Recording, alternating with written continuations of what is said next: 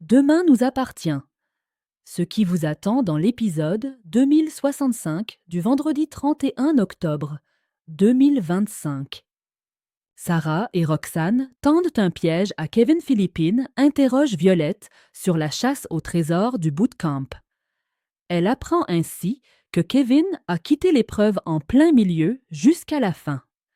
Ayant obtenu l'information qu'elle souhaitait, Philippine aborde ensuite le sujet de la consommation de cannabis.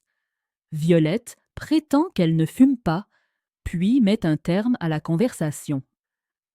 Philippine envoie alors un message à Charles pour le prévenir concernant Kevin. Au commissariat, Sarah informe Roxane que le vendeur de bijoux a répondu au faux compte qu'elles ont créé la veille.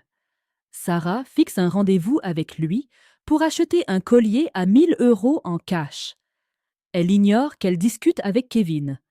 Le jeune garçon cache évidemment ce qu'il compte faire à son grand frère. Benny lui annonce qu'il a fait une demande de relogement en urgence et qu'ils doivent être un peu patients. Pendant ce temps, Philippine et Charles font des recherches sur Kevin et découvrent qu'il est le petit frère de Benny. Ils trouvent leur adresse et s'y rendent dans la foulée. Sur place, ils apprennent qu'ils ont été expulsés 2 jours plus tôt. L'inquiétude de Charles grandit, mais sa mère lui ordonne de garder la tête froide. De son côté, Kevin reçoit la visite d'Ellie. Il lui a fait croire qu'il revendait les bijoux de sa grand-mère, mais la jeune fille a deviné qu'il mentait et qu'il les avait volés. Kevin finit par lui avouer qu'il les a récupérés dans la maison abandonnée près du bootcamp, expliquant qu'il a besoin d'argent car lui et son frère se sont fait expulser. Ellie compatit à sa situation, mais elle parvient à le raisonner de ne pas revendre des bijoux volés car ce serait trop risqué pour lui. En revanche, elle récupère la carte SD qui se trouvait parmi les bijoux. Plus tard, Sarah se rend au rendez-vous qu'elle a donné au vendeur de bijoux, mais personne ne vient. De retour au commissariat, elle se rend compte que les annonces des bijoux ont été supprimées environ 1 heure plus tôt. Roxane pense que le vendeur a trouvé un autre moyen de refourguer les bijoux. Au même moment, Damien apporte à ses collègues un colis anonyme qui a été envoyé au commissariat. En l'ouvrant, il découvre les bijoux volés à l'intérieur. Martin et Raphaël se marient. Alors que Raphaël se prépare avec ses filles, Camille lui annonce qu'elle a trouvé un job d'hôtesse d'accueil dans un hôtel de luxe à Londres et qu'elle commence la semaine prochaine. Raphaël est très contente et fière d'elle. Camille est soulagée. Sébastien vient ensuite chercher sa fille, en robe de mariée, pour l'emmener à bord de la voiture de Marianne, au lieu de la cérémonie. Sur la route, ils aperçoivent la voiture de Gabriel et Soraya à l'arrêt.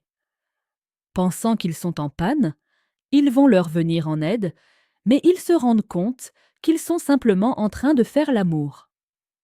Passé le moment de gêne, Gabriel et Soraya reprennent la route. Mais la voiture de Marianne ne redémarre pas et Raphaël n'a pas de réseau. Pendant ce temps, tous les invités se réunissent au lieu de la cérémonie. Martin commence à s'inquiéter de l'absence de Sébastien et de Raphaël. Finalement, ils arrivent à bord de la camionnette de Sylvain, qui les a dépannés. Raphaël et Martin échangent ainsi leurs vœux et deviennent mari et femme. Lors de la fête, ils ouvrent le bal. Martin annonce alors à son épouse qu'ils partent juste après pour leur voyage de noces surprise en Espagne. Une fois la fête terminée, Raphaël et Martin partent à moto. Marceau avoue enfin ses sentiments à Violette. Dans les prochains épisodes de Demain nous appartient, Marceau va déclarer sa flamme à Violette. Mais comment va réagir la jeune femme? Les histoires d'amour ne sont jamais simples dans Demain nous appartient. Depuis son arrivée à Sète, Marceau, David Mousset, est tombé sous le charme de Violette, Salomé Benita, et il ne s'en est jamais vraiment caché. En voyant la jeune femme se rapprocher de Bastien, Nicolas Jacan, son rival, Marceau a eu bien du mal à cacher sa jalousie. Et dans les prochains épisodes du feuilleton de TF1, il va enfin trouver le courage d'avouer ses sentiments. Reste désormais à savoir comment Violette va réagir. Marceau déclare sa flamme à Violette. Dans un nouvel extrait disponible sur la plateforme TF1+, les lycéens sont de retour au lycée après plusieurs jours passés en pleine nature. À la fin des cours, Marceau présente ses excuses à Violette pour le comportement qu'il a eu plus tôt dans la journée. Curieuse, elle cherche à comprendre ce qu'il se passe et pourquoi il multiplie les allusions à son histoire avec Bastien. Au pied du mur, l'adolescent prend son courage à deux mains et lui dit ce qu'il a sur le cœur. « J'avais les nerfs, parce que tu me plais en vrai, je suis sérieux », lui dit-il avant de poursuivre. Si Violette comprend mieux ses agissements, elle douche immédiatement ses espoirs. « Marceau, je suis désolée, mais je ne sais pas trop quoi te dire là. Moi aussi je t'adore, mais pas comme ça, comme un pote quoi. Je suis désolée. » Malgré tout, Marceau tente de garder le sourire. Il va même jusqu'à plaisanter en affirmant qu'il n'a plus qu'à changer de stratégie pour sa prochaine conquête.